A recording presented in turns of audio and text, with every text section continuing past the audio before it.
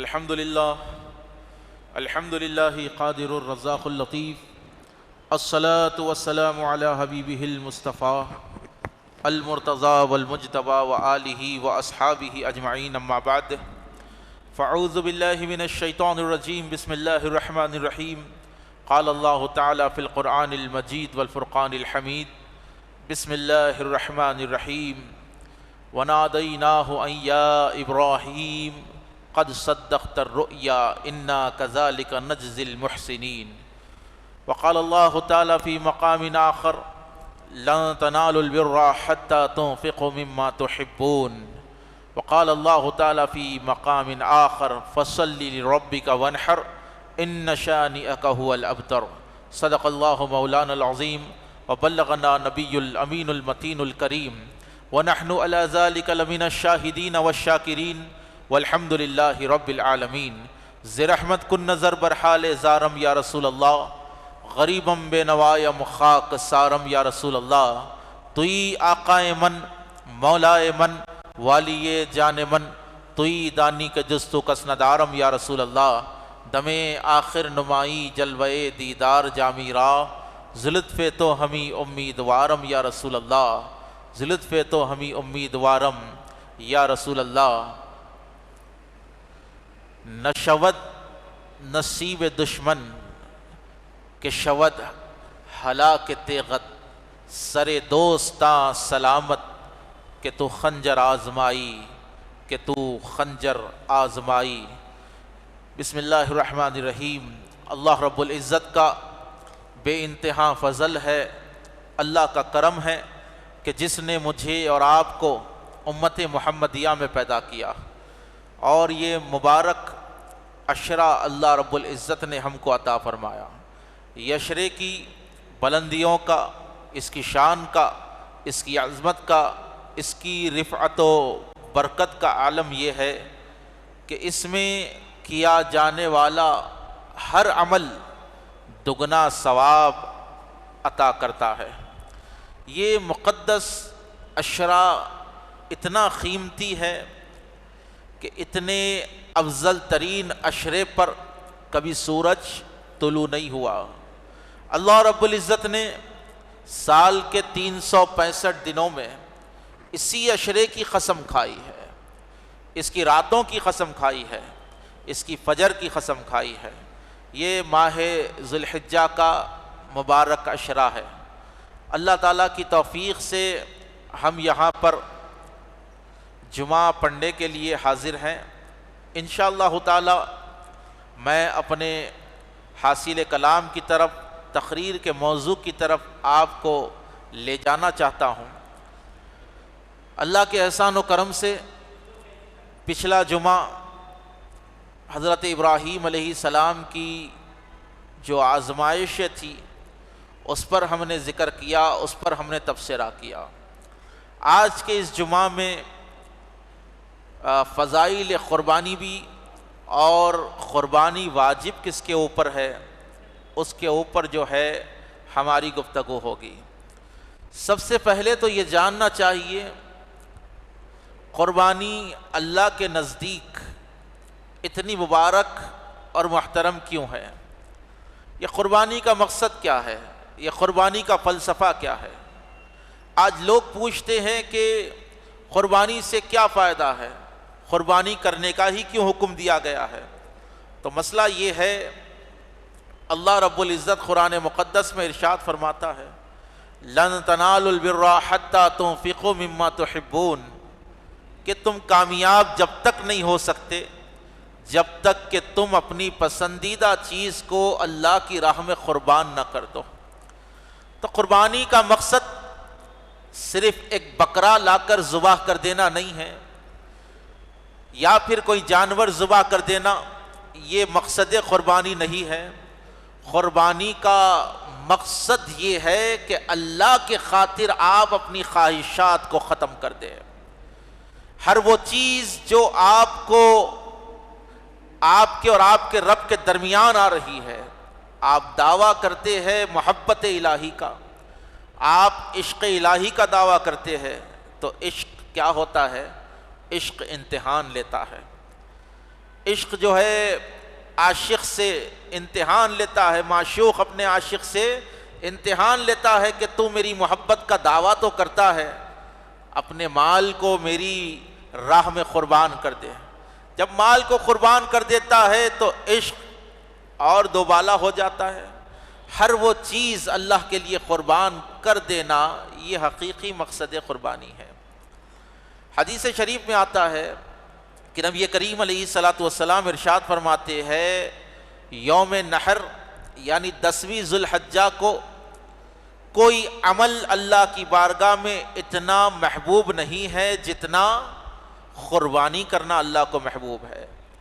جب آپ قربانی دیتے ہیں اپنے جانور کی اللہ کے لیے، اللہ کے نام پر، تو وہ قربانی جو آپ دے رہے ہیں وہ عمل کیسا ہے؟ جانور کے خون کے قطرات زمین پر گرنے سے پہلے اللہ تعالیٰ قربانی دینے والے کے گناہوں کو معاف فرما دیتا ہے، اس کی مغفرت فرما دیتا ہے۔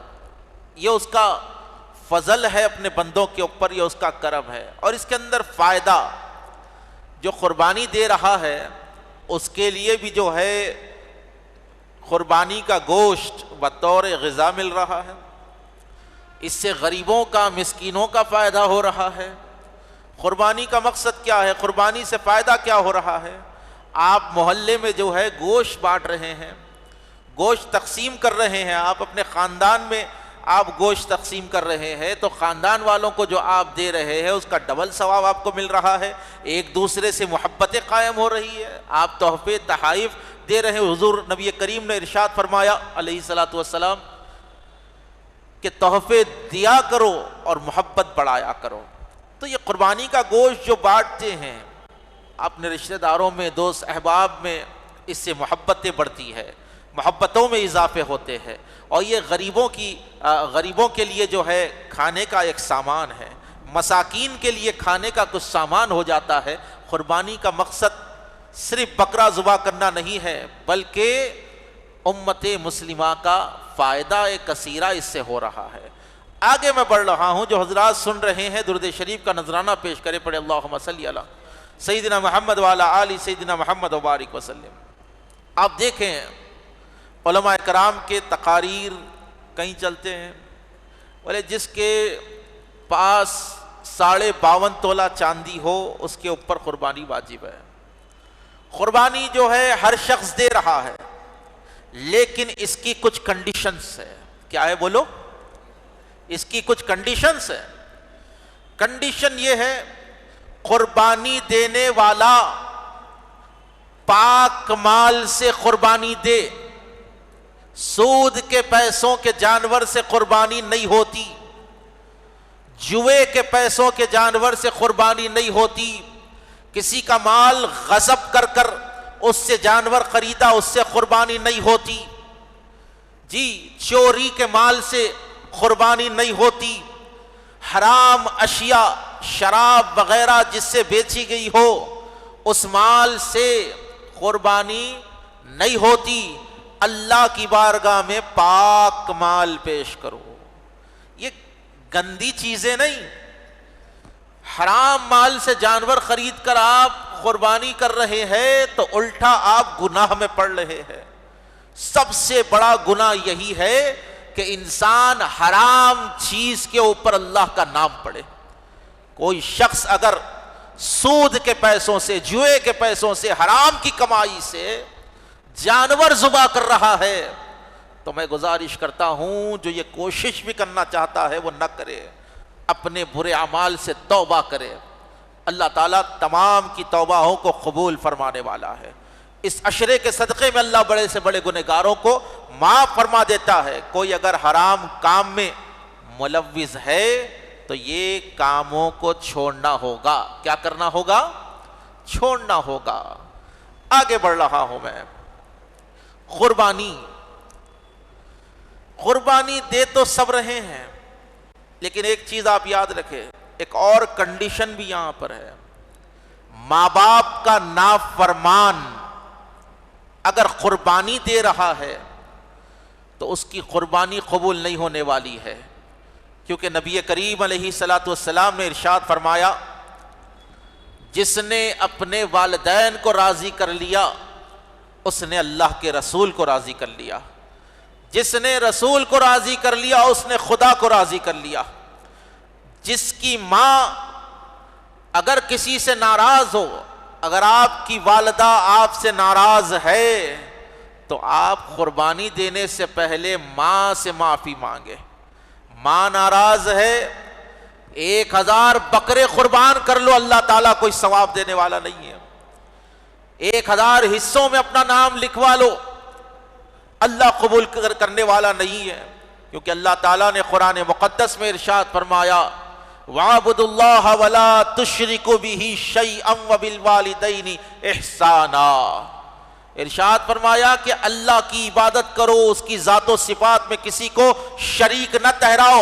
وَبِالْوَالِدَيْنِ إِحْسَانًا، کہا کہ اپنے والدین کے ساتھ حسن سلوک کرو۔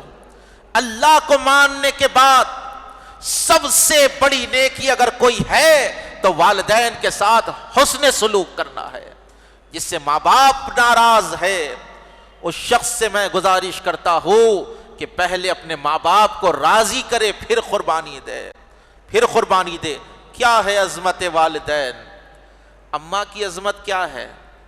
والدہ کی عظمت کیا ہے؟ لوگ 15 لاکھ لگا کر حج کرنے کے لیے جا رہے ہیں، 20 لاکھ روپے لگا کر حج کر رہے ہیں۔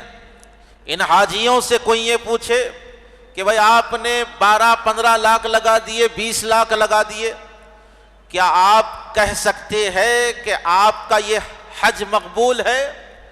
تو کوئی یہ نہیں کہہ سکتا کہ میں نے جو حج کیا وہ مقبول ہے، قبول ہو چکا ہے۔ بس یہی کہے گا کہ اللہ کی مرضی، قبول کرنا چاہے تو کرے یا نہ کرے، میں نے اپنا جو فریضہ تھا، میری جو خدمت تھی میں نے وہ کر دی۔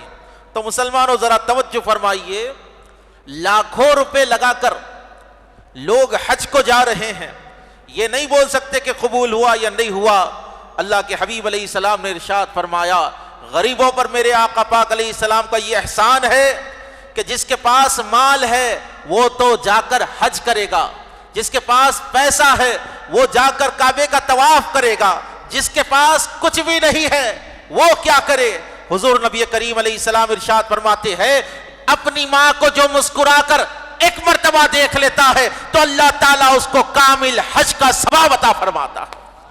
کامل حج کا ثواب ماں کے چہرے کی زیارت سے ہو جاتا ہے۔ ایک صحابی اٹھ کر عرض کرنے لگے کہ یا رسول اللہ، اگر کسی نے 2 بار اپنی والدہ کو مسکرا کر دیکھا، کہا کہ اللہ اس کو 2 بار کامل حج کا ثواب عطا فرماتا ہے۔ ایک صحابی نے اٹھ کر عرض کیا یا رسول اللہ، اگر کسی نے 3 بار دیکھ لیا، میرے آقا نے ارشاد فرمایا اگر کسی نے اپنی والدہ کو ایک دن میں 10 بار مسکرا کر دیکھ لیا تو اللہ تعالیٰ اس کو 10 مقبول حج کا ثواب عطا فرماتا ہے۔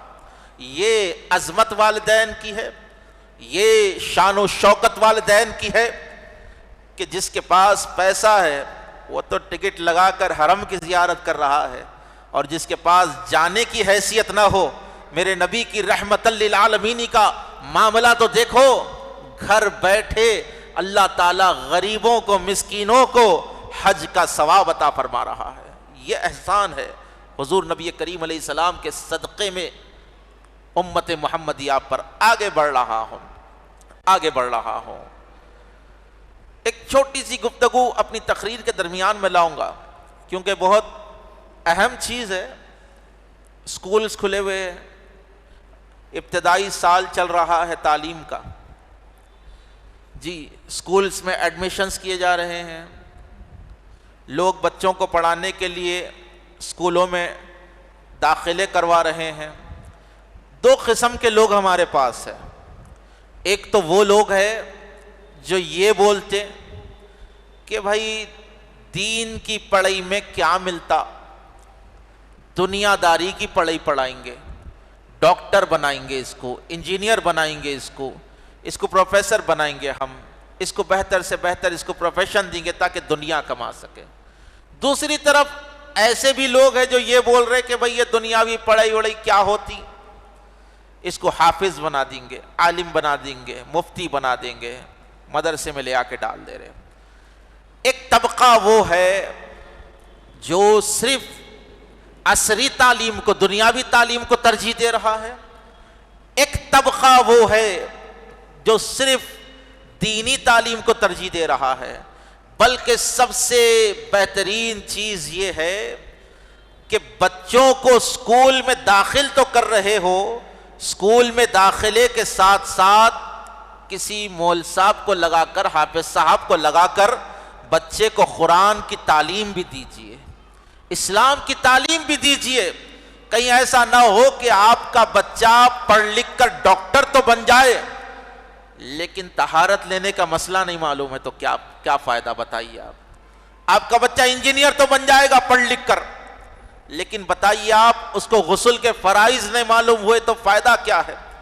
اور جو لوگ دین کی پڑھائی اپنی اولاد کو نہیں پڑھا کر صرف دنیا کی پڑھائی پڑھاتے، لاکھوں روپے ڈالتے، اسکول کی سالانہ فیس جو ہے کسی کی 1 لاکھ، کسی کی 1.5 لاکھ، کسی کی 2 لاکھ لگائیے، بھاری سے بھاری اسکول میں ڈالیے، اس کو اچھی تعلیم دیجیے۔ اسلام نہیں روکتا، کیونکہ اسلام خود فرماتا ہے، اسلام کی ابتدا خود جو ہے اقرا سے ہو رہی ہے۔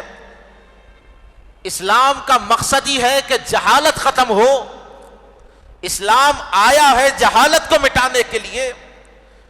تو اسلام آپ کو نہیں روکتا، بڑے سے بڑے اسکول میں ڈالیے، لاکھوں روپے لگا کر بڑے سے بڑے اسکول میں ڈالنے کے لیے آپ کی ہمت تو ہے، لیکن 2-3 ہزار روپے دے کر کسی حافظ صاحب کو لگا کر بچے کو قرآن کی تعلیم نہیں دے رہے، اسلام کے ضروری مسائل آپ نہیں سکھا رہے۔ آپ تو صرف دنیاوی تعلیم دے کر اگر آپ بچے کو ڈاکٹر انجینئر بنا دیں گے تو وہ بچہ بڑا ہو کے آپ کو اولڈ ایج ہوم میں لے آ کے ڈال دیں گا۔ آج جتنے پڑھے لکھے لوگ ہیں جس کے پاس دین نہیں ہے، وہ اپنے اماں بابا کو لے آ کے کیا کر رہی ہیں؟ عمر قید میں ڈال دے رہے ہیں، بولے مرے تک اولڈ ایج ہوم میں رہو۔ اب یہ تک نہیں سوچ رہے کہ میں اس ماں سے پیدا ہوا، یہ تک نہیں سوچ رہے یہ باپ نے میرے لیے پسینہ بہا بہا کر میری تعلیم میں خرچ کیا، مجھے ڈگریاں دلائی۔ بس جو ہے والدین بوڑھے ہوئے تو لے آ کے اولڈ ایج ہوم میں ڈال دے رہے۔ اب وہ بیچارے میاں بیوی یا پھر بڈھا بڈھی جو بھی ہے تڑپ تڑپ کے اپنی اولاد کی یاد میں جو ہے اولڈ ایج ہوم کے اندر عمر قید میں اپنی سانسوں کی آخری ایام گن دے رہے۔ تو بتائیے کیا یہ آپ کی ڈگریوں کا مقصد ہے؟ ایسی ڈگریوں کو لے جا کر کچرے کی کنڈی میں ڈال دو جو تم کو تمہارے والدین کی عزت نہیں سکھا سکتی۔ ایسی ڈگریاں آپ لے آ کر گھوڑ پر پھینک دو جو تم کو تمہارے والدین کے ادب سے روک رہی ہے۔ ایسی ڈگریاں کام آنے والی نہیں ہے۔ اگر کوئی چیز کام آنے والی ہے تو والدین کی خدمت کام آنے والی ہے، والدین کے ساتھ حسن سلوک کام آنے والا ہے۔ تو عرض کرنے کا مقصد یہی ہے، تعلیمی سال چل رہا ہے، بچوں کو اسکول کی تعلیم بھی دو اور دین کی تعلیم بھی دو، تاکہ بچے بڑے ہو کر ان کے اندر جو ہے دینداری کی سمجھ رہے۔ آج اکثر معاشرہ تباہ ہونے کی اہم وجہ یہی ہے، اپنے پاس ڈاکٹروں کی کثرت ہے، انجینئروں کی کثرت ہے، پروفیسروں کی کثرت ہے، بڑے سے بڑے شعبے میں کام کرنے والوں کی ہمارے پاس کثرت ہے۔ انجینئرنگ میں کئی شعبے، سول انجینئرنگ ہے، الیکٹرانک انجینئرنگ ہے، الگ الگ شعبوں کا انجینئر ہے، لیکن افسوس کی بات یہ ہے اکثر پڑھے لکھے لوگ اپنے والدین کو تکلیف دے رہے ہیں۔ وجہ یہی ہے کہ لاکھوں روپے ڈال کر دنیاوی تعلیم تو دی گئی ہے لیکن دین کی تعلیم نہیں دی گئی ہے، اور بڑے افسوس سے کہنا پڑ رہا ہے پڑھے لکھے لوگاں، اور سننے میں یہ بھی آیا ہے، کسی میرے ایک دوست نے مجھ سے کہا، ایک آدمی ہے جو نمازی بھی ہے، ایک آدمی ہے جو اچھا خاصا دین کا علم رکھتا ہے، وہ لے جا کر جو ہے اپنے ماں باپ کو اولڈ ایج ہوم میں ڈال کر آتا ہے۔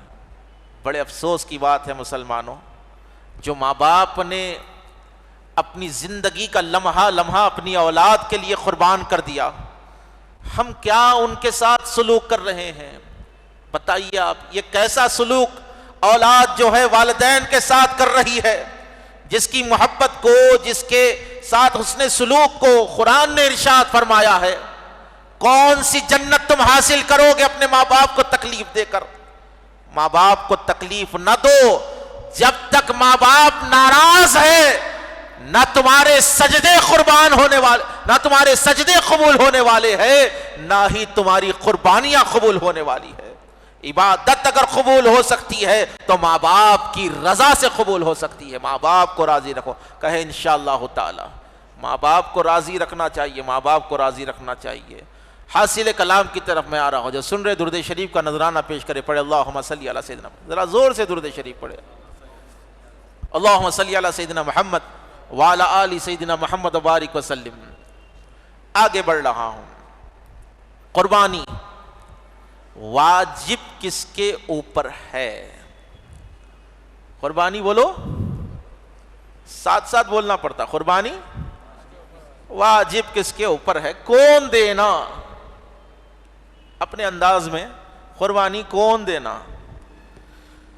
جس کے پاس 7.5 تولے سونا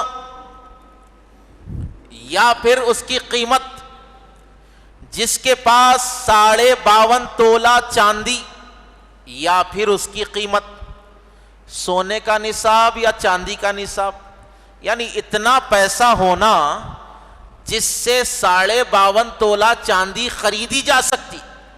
52.5 تولے چاندی کی قیمت کے برابر کسی کے پاس اگر پیسہ ہے، تجارت کا مال ہے، اس قیمت کی اگر زمین ہے، ایک گھر میں رہ رہے دوسرا گھر ایکسٹرا ہے، یہاں تک کہ اگر آپ کے پاس 2 کار ہے، ایک میں سفر کر رہے، ایک ایسی پڑی ہوئی ہے، اس کی قیمت اگر 52.5 تولے چاندی تک پہنچ جاتی ہے تو قربانی واجب ہو جاتی ہے۔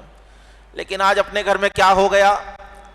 یہ سال باوا کے نام سے دیں گے، دوسرے سال اماں کے نام سے دیں گے، پھر بڑا بھائی کے نام سے چلیں گی، پھر چھوٹے بھائی کے نام سے قربانی دیں گے، کچھ بھی نہیں ملا تو مرحوم دادا پردادا کے نام سے قربانی دے دیتے ہیں۔ یہ قربانی نہیں، مذاق کر رہے ہیں لوگ۔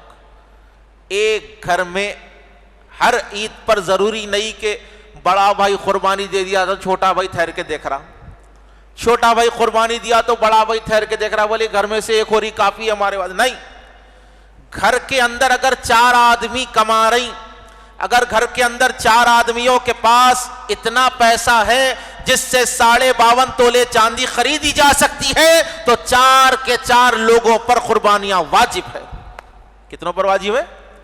4 کے 4 لوگوں کے اوپر۔ یہاں تک کہ اگر کسی گھر میں 10 آدمی ایسے ہیں جو صاحب نصاب ہے، جس کے پاس 52.5 تولہ چاندی کی قیمت ہے، 5-6 خواتین عورتیں ایسی ہیں جس کے پاس 1 تولہ سونا بھی اگر ہے تو 1 تولے سونے کی قیمت کے اندر 52.5 تولے چاندی آ سکتی ہے، تو ایسی صورت میں خواتین پر بھی قربانی واجب ہوگی، خواتین پر بھی قربانی واجب ہو جائے گی۔ نہیں دینے والے گناہگار۔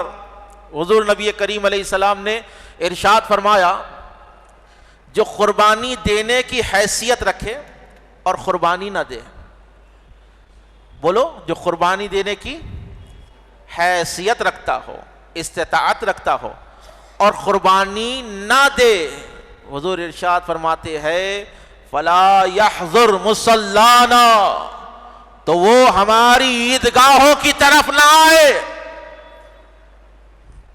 وہ ہماری عیدگاہوں کی طرف نہ آئے، یعنی اس کو عید منانے کا حق نہیں ہے۔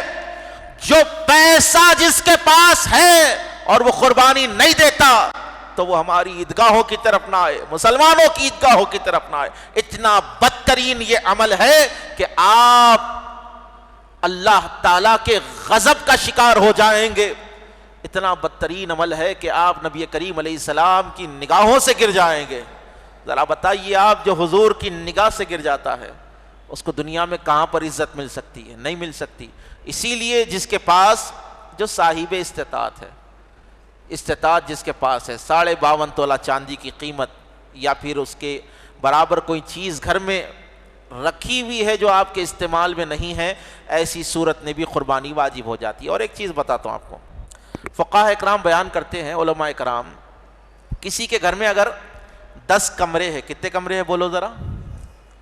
10 کمرے ہیں، 4 کمروں میں رہ رہے، 6 کمرے خالی پڑے ہوئے، 6 کمروں کی قیمت اگر 52.5 تولہ چاندی تک پہنچ جاتی ہے، برابر پہنچ جاتی نا وہ، تو ایسی صورت میں قربانی واجب ہو جاتی ہے، ایسی صورت میں بھی قربانی واجب ہو جاتی ہے۔ اب کسی کے اوپر اگر قرضہ ہے، اب ہر آدمی یہی بولتا، زکوٰۃ کا بیان کرو تو یہی بولتے قرضہ ہے مول صاحب، قربانی بولے تو یہی بولتے قرضہ ہے مول صاحب، ہر آدمی یہی بول رہا قرضہ قرضہ قرضہ قرضہ۔ بھائی آپ بریانی ٹائم پہ کھا رہے، مندی ٹائم پہ کھا رہے، کپڑے برابر پہن رہے آپ، لیکن اللہ کا جو حق ہے وہ دینے کی جب بات آئی تو مول صاحب قرضہ ہے، کیا میں زکوٰۃ دیوں؟ قرضہ ہے میرے پر، کیا بکرا دوں؟ قرضے کی 2 قسم ہوتی بھائی، ایک ہوتا قرض میعادی، ایک ہوتا قرض غیر میعادی۔ جو قرضہ EMI کے اوپر ہے اس کا حکم الگ ہے، اور جو قرضہ جان کے اوپر رہتا نا، گھر کے باہر نکلتے کہ وہ قرضدار پکڑ لیتا، کیا بھائی کب دے رہا، تو وہ قرضہ الگ ہے۔ اگر ایسا قرضہ ہے کہ 52.5 تولے چاندی کی قیمت آپ کے پاس ہے لیکن قرضہ آپ کو 1 لاکھ روپے ہے، تو ایسی صورت میں آپ پہ قربانی واجب نہیں ہوتی۔ 30,000 روپے قرضہ دینا ہے، آپ 52.5 تولے چاندی کی قیمت ہے، ایسی صورت میں بھی آپ پہ قربانی واجب نہیں ہوتی۔ قربانی واجب ہونے کے لیے انسان کا جو ہے مسلمان ہونا، عاقل ہونا، بالغ ہونا، یہ بہت ضروری ہے۔ درود شریف کا نذرانہ پیش کرے پڑے، اللہم صلی علی سیدنا محمد وعلی آل سیدنا محمد وبارک وسلم۔ تو مسائل قربانی پر میری گفتگو چل رہی ہے، واجب کس کے اوپر ہے یہ تو سمجھ میں آیا ہوں گا، تھوڑا تھوڑا آیا نہیں آیا؟ واجب کس کے اوپر واجب ہے، ذرا زور سے بولو۔ جس کے پاس 52.5 تولے چاندی ہے یا اس کی قیمت ہے، اب کیا کرنا، یہ جمعہ سننے کے بعد گھر کو جا کے سوچ لیتے بیٹھنا، 52.5 تولے چاندی کتنے میں آتی، اتنا پیسہ ہے میرے پاس، اگر ہے بولے تو سیدھا سیدھا بکرا خرید کے لا لو، بکرا خریدنے کی اتنی گنجائش نہیں ہے تو حصہ لے لو، اچھی جگہ پر جا کے ایماندار آدمی کے پاس حصہ آپ لے لے سکتے۔ اور ایک چیز میں آپ کو بولتا ہوا اپنی گفتگو کو حاصل کلام کی طرف لے جا رہا ہوں، قربانی جو ہم دے رہے ہیں، دیکھو اکثر ہوتا کیا، عید کے دن کا حال کیسا رہتا، جو گلی میں جاتے خون ہی خون بہتے رہتا، اور سفید کپڑے پہن کے اگر کوئی گھر سے نکلا گوشت بانٹنے کے لیے، وہ 2 گھنٹے کے بعد اگر انہیں گھر کو آیا گوشت بانٹ کے، تو گلیوں میں خون ایسا رہتا کہ اس کے کپڑے لال ہو جاتے اس کے۔ اب ایسا دکھتا وہ کہ بھائی انہوں جانور ذبح کر رہے ہیں تو پورے محلے پہ احسان کر رہے، پورے محلے پہ انہوں احسان کر رہے، پورے گلیوں میں روڈوں پہ خون بہتے رہتا۔ اسلام کی تعلیم کیا ہے؟ الطہور شطر الایمان، پاکی ایمان کا حصہ ہے۔ کیا ہے بولو؟ پاکی ایمان کا حصہ ہے، یعنی جو پاک صاف نہیں رہتا، جو اپنے گھر کو پاک صاف نہیں رکھتا، اس کا ایمان ادھورا ہے۔ آپ نے اگر جانور ذبح کیا تو گلی کو جو خون بہ رہا ہے دھونا آپ کی ذمہ داری ہے۔ ایسے نہیں کہ آپ لے جا کر گلی کے نکڑ پر بڑے بڑے پوٹلے لے آ کے ڈال دے رہے، لوگوں کو آنے جانے میں دقت ہو رہی، جی آپ لے آ کر گوبر وغیرہ گلی کے پاس ڈال دے رہے، روڈوں کے اوپر ڈال دے رہے، آنے جانے والوں کو چلنے پھرنے میں دقت ہو رہی، خون بہ رہا، لوگوں کے اوپر اڑ رہا، گاڑیاں چل رہی ہے، لوگوں کے اوپر اچھل رہا ہے، تو ایسی قربانی نہ دو جس سے لوگوں کو تکلیف ہو۔ اپنے محلے کو صاف رکھو، ایسی حرکتیں نہ کرو کہ اکثر دیکھو آپ کنڈیوں پہ، اکثر اولڈ سٹی میں آپ دیکھیں گے یہ کنڈیوں کے اوپر 8-10 جو ہے پوٹلے پڑے ہوئے رہتے بیلوں کے۔ کیا ہے بھائی، کس پہ احسان کر رہے آپ؟ آپ نے اگر قربانی دی ہے تو صاف صفائی کا ذمہ بھی آپ کا ہے، صاف صفائی کا بھی خیال رکھے، اپنے شہر کو، اپنی بستی کو، اپنے ملک کو جو ہے گندگی سے پاک صاف رکھنا، یہ بھی ہم مسلمانوں کا فریضہ ہے، یہ بھی نہیں بھولنا ہے۔ اور دوسری چیز آپ کو بولتا ہوا اپنے حاصل کلام کی طرف آ جاؤ، قربانی کا مقصد قربانی، کیونکہ اکثر لوگ جو ہے ایک ذہنی ایک آزمائش میں لگے ہوئے ہیں، اور کچھ لوگ جو ہے لوگوں کے ذہنوں میں بھی ڈالتے رہتے ہیں کہ بھئی وہ بکرا ہی کاٹنا کیا ضروری ہے، بکرا کاٹنے سے کیا فائدہ ہے، بکرے کی فیملی رہتی نا، رہتے کچھ شبھ چنتک سوشل میڈیا پہ آ کے بولتے ہیں او لاکھوں بکرے کاٹ رہے مسلمان، یہ کیسی قربانی دی جا رہی ہے، اینیمل رائٹس یاد آ رہے، بکرے کی بھی فیملی ہوتی ہے۔ بولے ہم نے کب کہا بکرے کی فیملی نہیں ہوتی؟ لیکن بولنے والے کو یہ سوچنا چاہیے فلسطین کے مسلمانوں کی بھی تو فیملیاں ہیں، وہاں پہ دل میں درد کہیں کو نہیں ہو رہا؟ ہندوستان کے مسلمان جس کے اوپر ظلم ہو رہا ہے، کیا ان کی فیملیاں نہیں ہوتی؟ وہ اوپر سے بارش سے نیچے گرے کیا؟ بتاؤ، بکرے کی فیملی یاد آ جا رہی ہے، اور بقرعید میں بکرا کاٹ دیے، جانور کاٹ دیے تو وہ بال ہو جا رہا۔ ہندوستان میں 150 کروڑ لوگ ہیں، جس میں سے تقریباً 120 کروڑ لوگ مانساہاری ہے، کیا ہے؟ نان ویجیٹیرین ہے۔ کروڑوں بکرے ڈیلی کٹ رہے، ان کی فیملی یاد نہیں آ رہی۔ کروڑوں اربوں مرغیاں کٹ رہی ہے پوری دنیا میں روزانہ، ان کی فیملی یاد نہیں آ رہی۔ تو بکرے کی فیملی کب یاد آ رہی بولے تو ذوالحجہ کی عید کو دیکھ کے یاد آ رہی۔ تو ہم آپ کو یہ معلوم ہوا کہ بھائی نہ ان کو بکرے کی فیملی سے محبت ہے، نہ ان کو بکرے سے محبت ہے، نہ ان کو کسی جانور سے محبت ہے، ان کو نفرت ہے تو دین اسلام سے نفرت ہے، ان کو نفرت ہے تو مسلمانوں سے نفرت ہے۔ وہ مسلمانوں کی نفرت یہ بکرے کے کھندے پہ رکھ کے گن چلا رہے لوگ اپنے اوپر، بکرے کے کندھے پہ گن رکھ کے چلا رہے لوگ، بولے بکرے کی فیملی ہوتی، بکرے کی فیملی ہوتی۔ خیر بولنے کے لیے بہت کچھ ہے، کس کس کی فیملیاں تھی وہ تو پوری تاریخ جانتی ہے ہندوستان کی، کتنے مظالم مسلمانوں کے ساتھ ہو رہے ہیں۔ بات حاصل کلام کی طرف میں لے جا رہا ہوں۔ مقصد قربانی 2 منٹ میں بیان کروں گا میں۔ جو سن رہے درود شریف کا نذرانہ پیش کرے پڑھے اللہم صلی علی سیدنا محمد وعلی آل سیدنا محمد وبارک وسلم۔ بیٹا ذبح کرنے کا حکم کیوں دیا گیا؟ حضرت ابراہیم علیہ السلام خواب دیکھتے ہیں، ابراہیم اپنی پسندیدہ چیز کو اللہ کی راہ میں قربان کر دو، صبح اٹھے 300 اونٹ کو ذبح کر دیا۔ پھر خواب دیکھے ابراہیم اپنی پسندیدہ چیز کو اللہ کی راہ میں قربان کر دو، پھر اٹھے 300 اونٹ ذبح کر دیے۔ پھر حضرت اسماعیل کو دکھایا گیا کہ آپ کے رب کا حکم ہے کہ اپنے بیٹے کی قربانی اللہ کے لیے دے دو۔ بیٹے کی قربانی کا حکم کیوں دیا گیا سوچو۔ بقرعید کے دن بکرا لا کر، جانور لا کر ذبح کر دیے، بولے یہ سنت ابراہیمی ہے، ہم نے اس پر عمل کیا۔ ارے ذرا سوچو، بچے کی قربانی کا حکم کیوں ہوا؟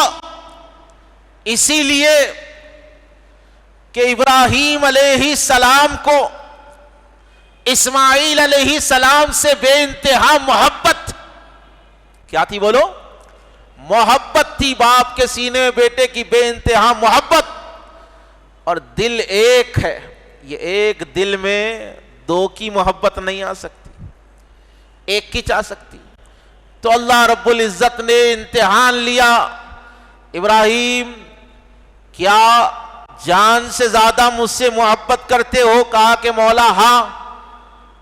نارے نمرود میں ڈال دیا گیا، وہاں پر جان کی قربانی میں کامیاب ہو گئے۔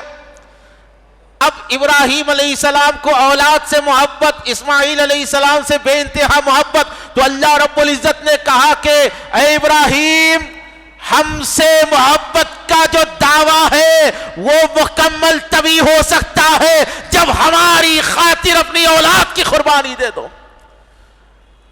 اپنی اولاد کی قربانی دے دو۔ ابراہیم علیہ السلام نے اللہ کے حکم پر جو لبیک کہا، بیٹے کی گردن پر جو چھری چلا دی آپ نے، وہ دمبا آ گیا جنت سے۔ مسئلہ یہ ہوا کہ اللہ تعالی آزما رہا تھا، اللہ تعالیٰ یہ دکھانا چاہ رہا تھا کہ اللہ کی محبت کیسی ہوتی ہے، اس سے عشق کیسا ہوتا ہے۔ جو اللہ سے محبت کرتا ہے وہ اپنی جان بھی اللہ کے لیے قربان کرنے کا جذبہ رکھتا ہے۔ جو اللہ سے محبت کرتا ہے وہ اپنی اولاد سے زیادہ اللہ سے محبت کرتا ہے، ساری دنیا سے زیادہ اللہ سے محبت کرتا ہے، اپنی دولت سے زیادہ اللہ سے محبت کرتا ہے۔ تو یہ ہر سال 10ویں ذو الحجہ کو مالداروں پر قربانی اس لیے فرض کی گئی ہے کہ لوگوں کو یہ درس دیا جائے کہ ابراہیم نے اللہ کے خاطر اولاد دے دی، اگر تیرے دل میں مال کی محبت ہے تو یہ بکرا نہیں اپنے مال کی محبت کو ذبح کر دے۔ دنیا کی چاہت تیرے دل میں ہے تو یہ بکرے کے ساتھ ساتھ دنیا کی چاہت کو ذبح کر دے۔ اگر تیرے دل میں دنیا کی آسائش و آلائشوں کی خواہشیں لگی ہوئی ہے تو یہ بکرے کے ساتھ ساتھ اپنی خواہشات کو قربان کر دے۔ اس کو قربانی کہا جاتا ہے۔ چھری پھرا دینا آسان ہے، اپنی خواہشات پر چھری پھراؤ۔ دل میں حسد ہے، دل میں کینہ ہے، مسلمانوں سے دشمنی ہے، 1000 بکرے کاٹ لو قبول ہونے والے نہیں ہیں۔ دل کالے ہے، قربانی پہ قربانی دے رہے، قربانیاں قبول ہونے والی نہیں۔ اللہ تعالیٰ قربانی ان کی قبول کرتا ہے جن کے دل پاک ہوتے، جن کے دل پاک ہوتے۔ دلوں کو پاک کرو، دلوں کو آلائش سے پاک کرو۔ اور ایک چیز آپ کی خدمت میں عرض کرتا ہوا چلو، آخری بات جو سن رہے سبحان اللہ کہہ دیجئے، ذرا زور سے کہے۔ آخری بات اپنی گفتگو کی میں عرض کر رہا ہوں، بس 1 منٹ آپ کا لوں گا۔ جانور جب ذبح کریں، قربانی جب آپ ذبح کریں تو سب سے پہلے اپنے پڑوسیوں میں جو غریب افراد ہیں ان کا خیال کریں۔